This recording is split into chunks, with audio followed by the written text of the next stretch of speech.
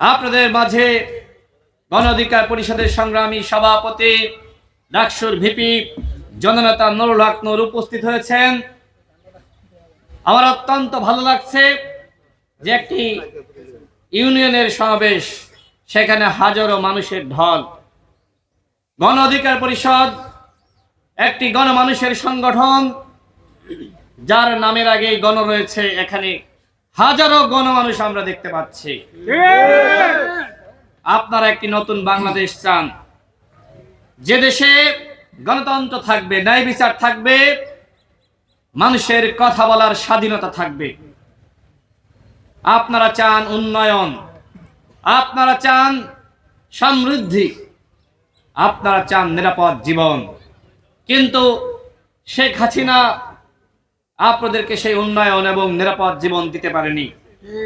আমি আজকে ঢাকা থেকে আসার পথে যে অভিজ্ঞতা আমার হলো, রাস্তাঘাট এতটাই বাজে অবস্থা।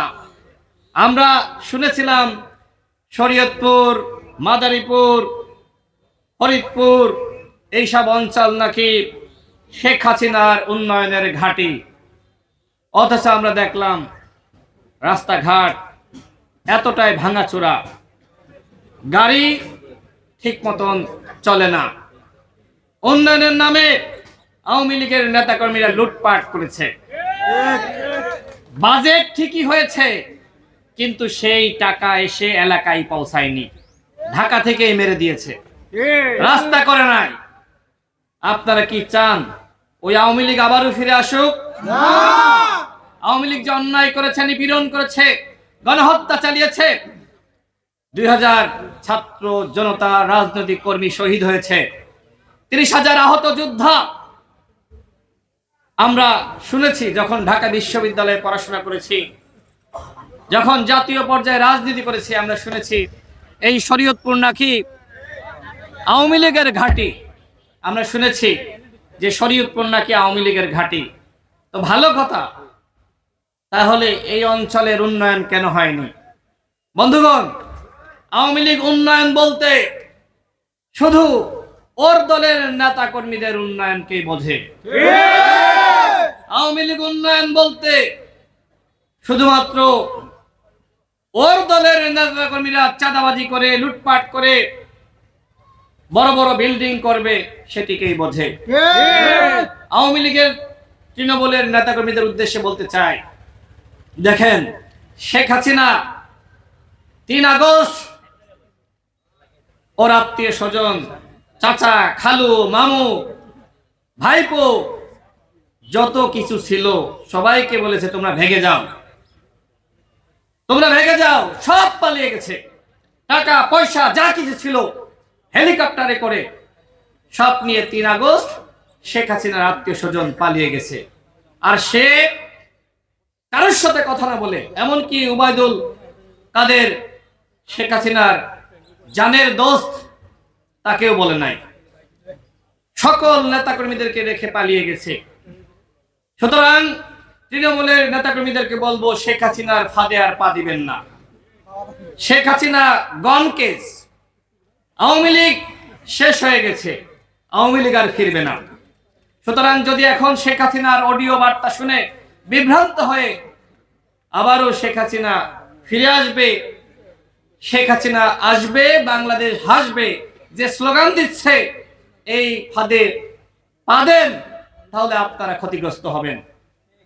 আমরা চাই না আওয়ামী লীগের নিরীহ এবং সাধারণ কর্মীরা কোনো নিপীড়নের শিকার হোক, মামলাবাজির শিকার হোক, তাদের সাথে জুলুম করা যাবে না।